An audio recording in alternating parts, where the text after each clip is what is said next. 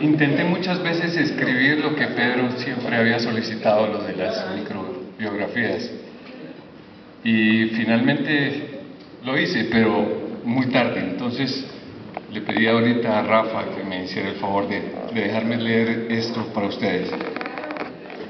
Quiero que lo tomen de la forma más sencilla posible. No es mi intención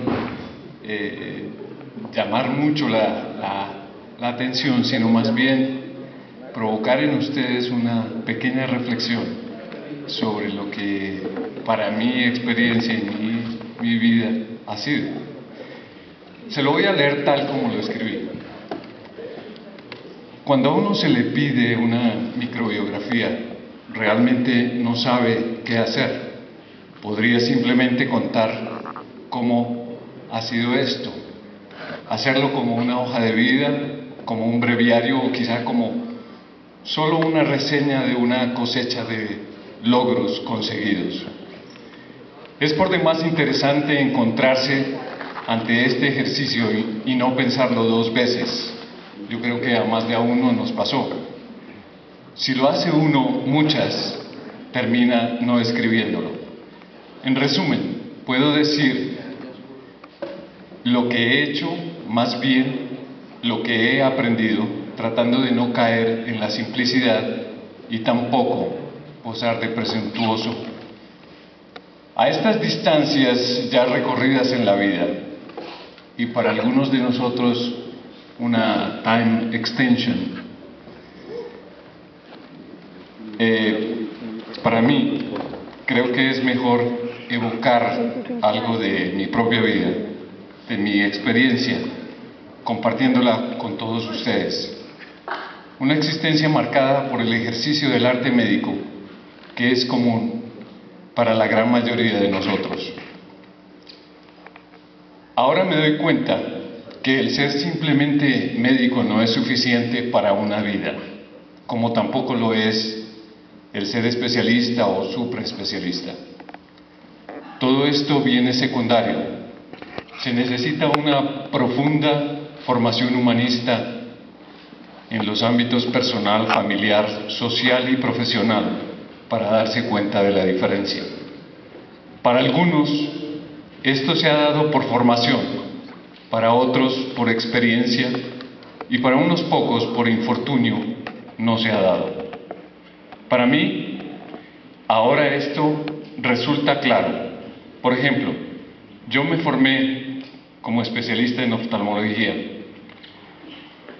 y no tengo perjuicio ninguno en ver al paciente como un ser humano y no como un par de ojos que sanar o perfeccionar.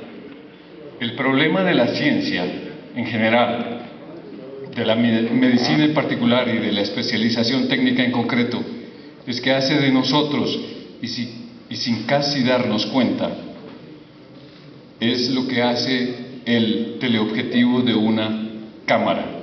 Ves más detalles, pero tu campo de visión, tu panorama global, se reduce de una forma dramática. Con esto quiero decir que si yo quiero, haciendo uso de mis facultades olvidadas o dormidas, porque todos las tenemos y están en nosotros, puedo mejorar la percepción de uno mismo y de nosotros mismos. Puedo hacerlo también a través de los demás. Es simple, veo a los demás como a mí me gustaría que me vieran, ni más ni menos. Esta disposición mental y emocional no me resta el seguir siendo médico y manejar al paciente desde una perspectiva integral ganada por la experiencia profesional, personal y algunos campos diferentes de la medicina, como son la bioética, la medicina tradicional china, la acupuntura y la terapia neural. Estas últimas disciplinas, olvidadas y arrumadas en un rincón, son muy ricas en concepción y percepción terapéuticas, acentuadas aquí por su diferente e interesante idea sobre el paciente, muy diferente de la que tenemos en la medicina ortodoxa. De igual forma, mundos aparentemente ajenos y distantes en nuestra formación y pensamiento, pero no para los orígenes de la medicina, hacen que la filosofía y la bioética nos acerquen más a la visión de integralidad que necesita nuestro ejercicio profesional y que hasta ahora cobran plena vigencia para alejarnos del prejuicio cognitivo tan acentuado en todas las ciencias médicas, permitiéndonos no posar con una ignorancia ilustrada tan ostentosa y falaz como la aportada en algunos casos por la medicina misma, la medicina basada en la evidencia. La mayor falacia que he podido oír en boca de algunas personas es que aquello que no sea medible no existe. Esto suena a mucha soberbia y prepotencia juntas e ilustran solamente lo dicho sobre la supraespecialización. Esto deviene en apariencia cierto para comodidad del médico. Cualquiera se siente más cómodo manejando lo medible, lo visible, lo palpable, pero todos sabemos, la vida misma es y está preñada de imponderables. La visión médica actual, técnica y aséptica, cibernética, también se vuelve anecoica para el médico, por usar un término más cercano a nosotros. Lo deshumaniza, quita ese factor X tan íntimo y humano que evitamos mencionar por inmanejable y nos hace olvidar de la responsabilidad que acompaña a cada acto médico como determinante de otras existencias. Tomen esto muy en serio, porque esto marcará la diferencia de lo que hoy hacemos y pensamos y de lo que será nuestro futuro y el de nuestros hijos y los hijos de sus hijos. He visto a algunos respetables médicos manejar decisiones como lo haría un programa bien entrenado que supera nuestros conocimientos. La diferencia la hacemos nosotros. La interfase, el vínculo, el cable de conexión podemos ser nosotros entre la computadora y el paciente. Podemos elegir entre simplemente ser un cable de datos o todavía tener el control y decidir con humanidad y humildad ante la grandeza de nuestras propias creaciones, pero sin rendirnos nunca ante ellas. El principio de responsabilidad, entendido no en un sentido legal, sino en un sentido moral y ético, si se quiere más elevado y amplio, me obliga a pensar más allá del acto médico, de la computadora, del último artículo médico, ya que no se puede contar como verdad escrita todo lo que se publica. Sabemos todos de los casos de fraude médico tan en alza últimamente, o simplemente porque el paciente es único. Eso nos obliga también a pensar que cada caso que enfrentamos en nuestro diario trajinar es especial. Ahora sí, yo soy consciente y responsable.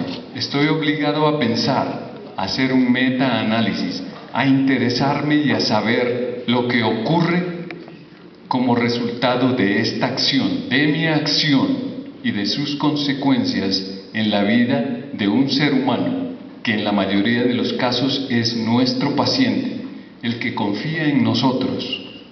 Simplemente alguien como nosotros, ya que como ahora podemos sentir más de uno, los médicos no somos invulnerables.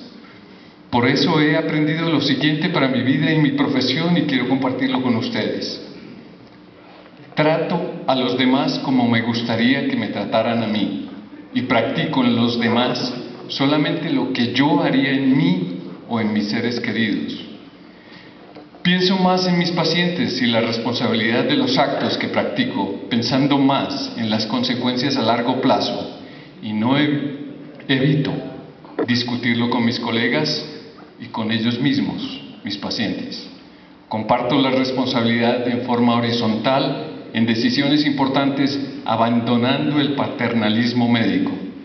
Creo en la ciencia médica y su método, pero también creo en que todo merece una evaluación crítica personalizada, y no pongo mis manos al fuego por unas evidencias que cambian tanto como la vida misma.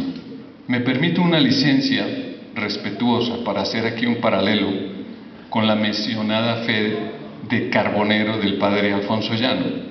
Esto es creer, hay que creer, pero no ciegamente.